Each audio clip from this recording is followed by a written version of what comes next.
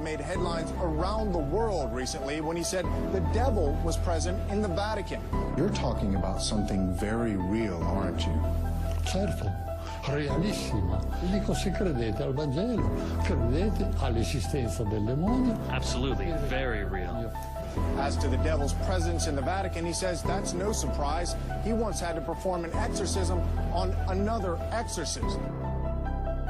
The first thing we need to do if we're going to find out if the devil is at the Vatican is take a tour underneath the Vatican. As we arrive underneath the Vatican, we see that it is laid out in a number of rooms marked by letters, as we can see in this aerial view map. Now we will be exploring some of the rooms in this map. Let's start off by looking in room C here. As we look into the room, we see that this is a mausoleum of Lucius Tullius Zethus. The Vatican goes on and explains that this room was used for offerings to the dead. We read, view of the north wall and mosaic floor. In the corners of the mosaic floor there are 8 marble squares with circular holes through which offerings to the dead were poured during the funeral rites carried out in the burial chamber. So here we have a room where offerings are done to the dead. That's pretty common in Catholicism. Now if we look in the next room, room E, so here in this room they have a vase which has the image of a Medusa. So here underneath the Vatican we have a Medusa. Again, we ask ourselves the question, this is a vase, but yet it's kept underneath the Vatican. This could have easily been removed. If the Vatican was a holy church, you would think that they would have done this. You think underneath the Vatican they would have things that are sacred to Christ and not foreign gods, not idols and images of foreign gods. Now as we move down further to room H, here we see that this is the mausoleum that is one of the largest and most luxurious mausoleums underneath the Vatican of St. Peter's Basilica. It says that it was built at the beginning of the second half of the 2nd century during the reign of Emperor Marcus Aurelius and belonging to a freedman of the important Valeri family. And as we're in this mausoleum, we see that there's lots of idols from the old Roman Empire. We ask ourselves, why does Rome keep these idols down underneath St. Peter's Basilica? You would think if they were Christians, they would want to clean all this out. I can't imagine anybody who has a true church would keep idols in their churches, especially pagan idols. Where have we seen this before? It's a question I have to ask you. We see this also in Scripture, where God gives Ezekiel a vision of what was underneath the temple during his days. Ezekiel 8, verse 5, they said unto me, Son of man, lift thine eyes up now way toward the north. Lift up my eyes toward the north. Behold, northward at the gate of the altar, this image of jealousy in the entry. He said, therefore unto me, Son of man, see what they do, even the great abominations that the house of Israel committeth here. I should go far off from my sanctuary, but turn thee yet again, and thou shalt see greater abominations. He brought me to the door of the court. I looked in the hole of the wall. He said unto me, Son of man, dig now in the wall. When I digged into the wall, behold, a door.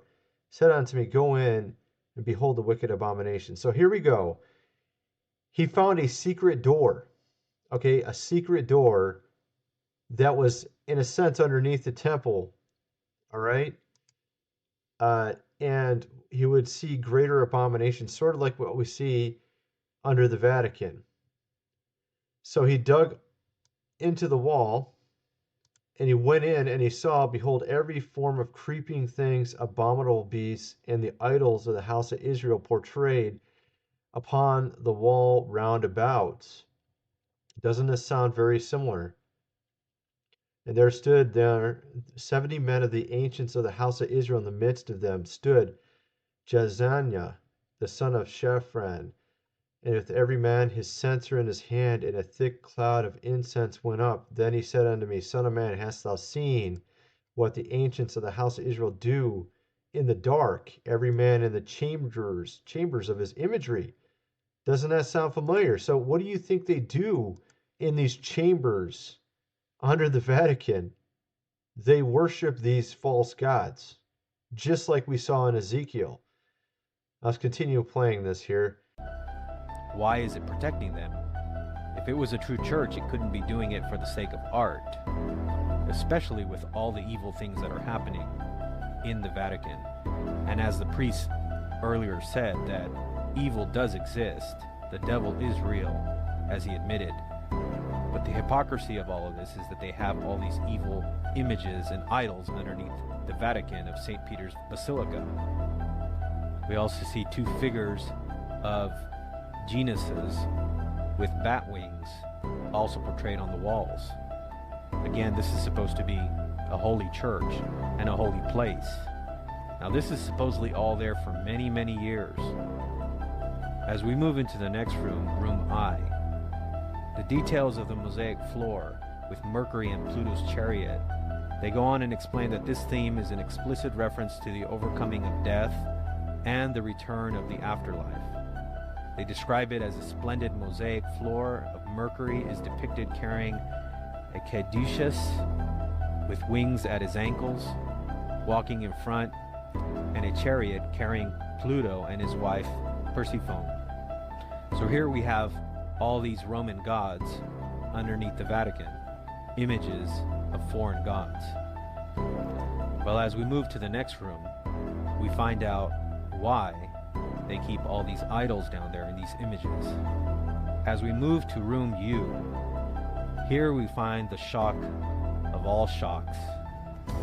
Here on the wall, it says there is a depiction of Lucifer, that is, the light bearer, the morning star. On the opposite of the wall, there is a drawing of Vesper, the evening star, cosmic symbol of the human life cycle.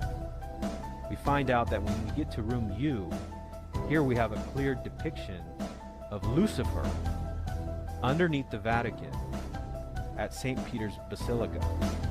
We ask ourselves, why are they keeping this image of Lucifer underneath the Vatican? Again, you would think if you're a Christian church, you would not want to have any of these images.